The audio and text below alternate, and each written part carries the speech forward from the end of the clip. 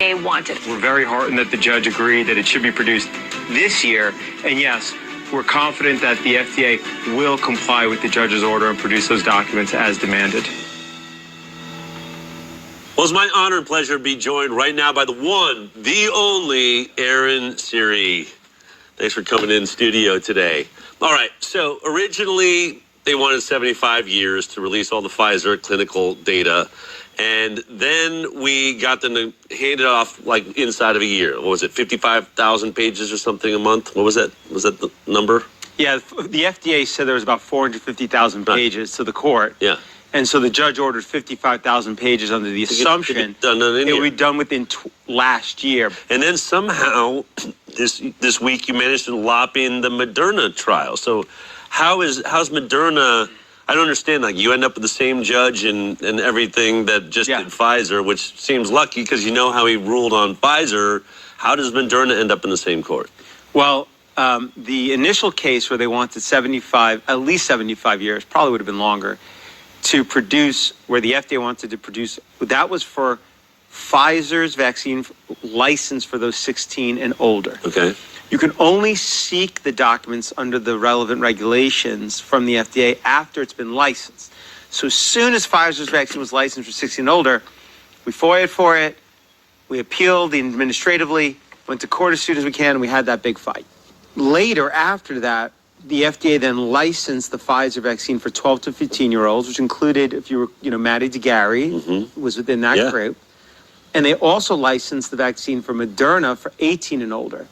So we separately, again on behalf of the doctors group, and this time also on behalf of the DeGarry family, FOIA'd for all the documents the FDA relied upon for those two vaccines. And it was a separate lawsuit for that. We filed it in the same place as just, it's the same venue because same first name plaintiff. And it got assigned to the same judge, which makes sense. Yeah. We didn't have, you don't have control over that, but it makes sense that they would just say this is. They're related. They're related cases, so they related the cases. Obviously, we didn't have a say in the first time around because that's supposed to be random assignments. With that said, we went back, so this is take two. Right. And when we first filed the complaint in this lawsuit for the Moderna and 12, 15-year-olds, we filed it at a time where we expected the Pfizer 16 plus data to shortly come to an end. And so what was requested was that, and we assumed it'd be the same number of pages, about another 450,000 pages or something. Right. So when filing the suit, the request in the complaint was that that when the 16 plus Pfizer documents ended, it would just continue producing at a rate of 55,000 pages a month. Okay. Right? Because the infrastructure's in there for that. And the judge. Going to the next age group, let's just get the rest of it. And the judge in the first decision, tried to strike a balance, as the judge said, between agency resources and transparency. And we wanted to accord to the judge the guidance he had given us in the first case and not overstep too far. Yeah. And so that is what was asked for, 55,000 page continue, and that was done. After we filed it, months, there's a lot of stuff that goes on. You go back and forth to DOJ. Months continue to pass, and we're still not close to getting everything in the Pfizer 16 plus. Yeah.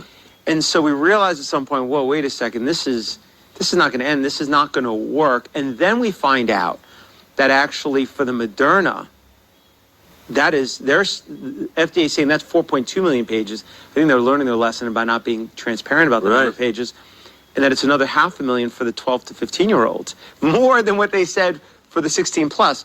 So you're close to 5 million pages. And we realized that at that point, wait a second, asking for 55,000 pages a month when Pfizer 16 plus ends, that's going to be over a decade. Right.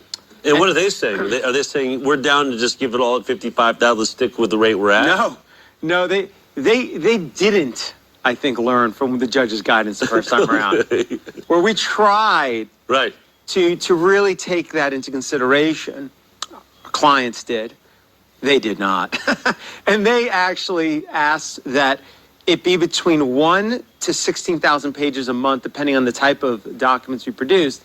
So That would mean if they did all of it at 16,000 pages a month, that's like 23 years. But Wow. they clearly were indicating they were going to do a lot of it at 1,000 pages a month. So again, we're talking decades and decades. And as the judge made clear, he's in his 40s, but he doesn't want to be on the bench when this thing is still going on. Right. So during oral... Well, I want this out before I'm retired here. Yeah. And I'll tell you an interesting part of this, and I'll tell you what we actually ended up asking for. About 2 days before... What's crazy about all this is it's not... I mean, I just want to interject. Yeah. If it was Pfizer, okay, I would understand. If it's Moderna, you're up against a drug company. But you're up against this is our regulatory agency. They work for us. This is supposed to be transparency with the people. Like, we got your back, Don't worry, Pfizer can be really scary, but we're the FDA. We're taking care of you. It's the opposite. They're the ones like deceiving, wanting low output, trying to, I don't know if it's hide data or certainly slow roll it. I mean, it's crazy that your government is like protecting this data that way when it's corporate money-making data that the FDA should be saying, wow, we found problems here. We got issues. I mean, just nothing's working the way we all believe it should be. Yeah, we've gone through this in prior segments, right, where since 1986, after the National Child Vaccine Injury Act was passed, it removed the normal relationship that these regulatory agencies have with pharmaceutical companies. Once you made them liable, now they're on the team. It does not view itself as really a regulator. It views itself as a partner with these pharmaceutical companies. And one need look no further than the homepage of the FDA website recently, which shows what's basically a promotional ad for the bivalent COVID vaccine. Right. Not even licensed. Think about that. The FDA is supposed to be, what's its job? To review the safety and efficacy and decide whether it should be licensed. That's it. What the heck is the FDA? Before they've even done the job of licensing it themselves. And the scientist who's the head of their vaccine division, their biologics division, Dr. Peter Marks, is putting out these cutesy videos on YouTube called Just a Minute, Wait a Minute, where he's promoting these vaccines and they're not even licensed. Getting a bivalent vaccine booster dose is critical to help protect yourself against the most severe outcomes of COVID-19, including hospitalization and death. So please consider getting your updated vaccine soon. So do you really think that the FDA, after going out and telling hundreds of millions of Americans, go ahead, go promoting, telling them to go take a product that's not even licensed yet, could then be impartial in deciding whether to license them? Whoops, my bad. It's not safe. Just found something out. Found a safety signal. Everybody hold on a second. How many people did I make get that? How many millions have got? How many injured? That's on me. It's never going to happen. But it's not. And even stepping further back from that, why is it the FDA doing that? Why is it promoting? They don't promote heart medicine. Right. Why are they promoting this product? Because they view themselves as a partner with industry. Yeah. Sadly, they should stick to their role, their minimal role of you review the safety and efficacy to the standard that the FDA has for that, which let's not get started with that. Right. But meets that standard, say to the FDA standard, we have deemed it safe and effective, release all the data you rely upon, and your job is done. That's it. You shouldn't be pom-pom cheerleading these products to the public. So anyways, and obviously there's a lot more to that. And, I think one of the great documents out there, and I saw somebody recently, I saw somebody post this on social media, but ICANN did a letter exchange with the Health and Human Services about vaccine safety. And I think that really highlights and brings into focus what we just talked about in a bigger context. But with that said, they had been effectively telling us until relatively recently, they can't tell us exactly how many pages because we blew past the 450,000 pages.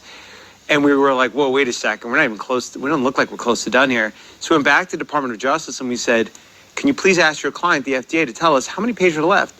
And they wouldn't tell us. They even told us at one point, well, we're still trying to figure that out. Well, we FOIA'd them in a different case to get the copy of the contract that they entered into to actually fulfill the judge's order of 55,000 pages a month from a year ago. Yeah. And guess what that contract says? What? It says that they need somebody to review, a company to review 1.2 million pages. So a year ago, they knew it was 1.2 million pages.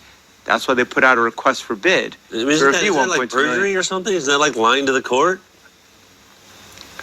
Well, it's certainly not being forthright. Okay. And I think the judge has taken note of the fact that they said 450 initially, and we're not there. I think when the judge ordered 55,000 pages a month, he made clear in that initial decision, the point was transparency. Right. And a judge, I believe, expected that everything would be done last year. In fact, he said as much in his most recent order. We had an opportunity to actually put that in our papers and say, Your Honor, look at this. They basically are telling us up to weeks ago, they don't know how many pages, but a year ago, they have a document saying, showing the 1.2 million pages. Wow. And so one of the things we did is we changed what we were asking for in the lawsuit. The plaintiffs in that suit, instead of asking 55,000 pages a month, when in our papers and in our motion seeking a production schedule and then an oral argument, which was, an hour, 15-minute argument with Thurman GA on the other side and before the federal judge, who said some really really insightful, made some numerous extremely insightful comments during the hearing. We decided, instead of asking for a rate, was to ask for just an end date.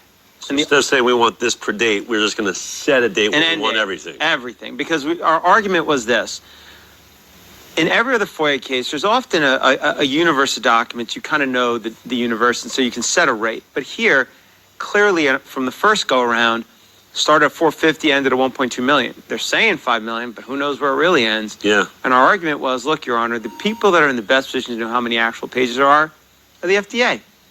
And the purpose of the Freedom of Information Act, the purpose of FOIA, the reason Congress enacted that law is so that we can have transparency as to what our government is doing. The government that we pay for, the people who work for us, the American people. Yep.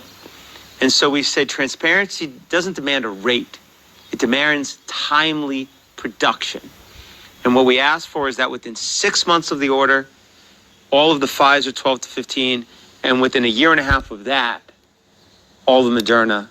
And the judge gave us exactly what was requested. The judge ordered that within 24 months, all of this has to be produced, has ordered that we confer with the DOJ and submit a proposed schedule to the court by next week. So you go in, you're getting 55,000. FDA comes back, they want to drop that down to 1 to 16,000. So with that sort of 24 months to deliver all these millions of documents, how many, have you figured out how many pages that would be? It would be a minimum of 180,000 pages on average per month to produce the current number. And, I think that,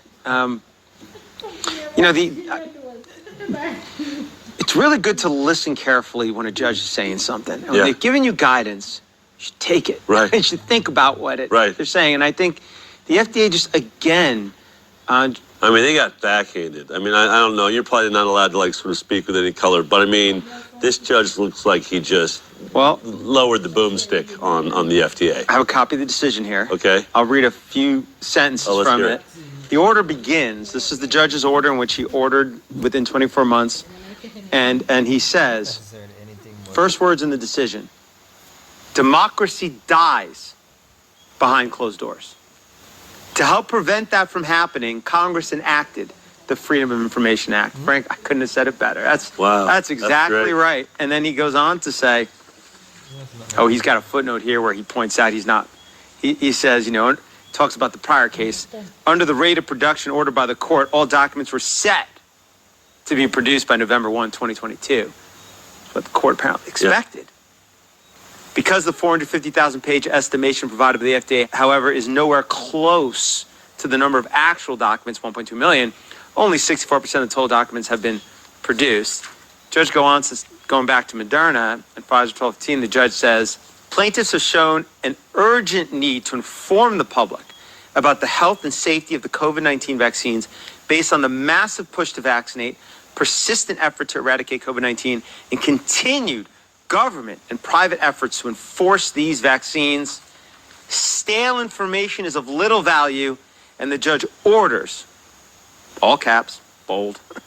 The parties to meet and confer and submit a joint production rate that maximally reduces this burden by May 23rd, 2023, and he orders the FDA to produce all data information relating to the approval of the two vaccines by June 2025. Oh. So we have that there. And I will tell you this much. If I'm the FDA and I want to show this court that actually I am for transparency, we are trying to be forthcoming with the public. We have nothing to hide.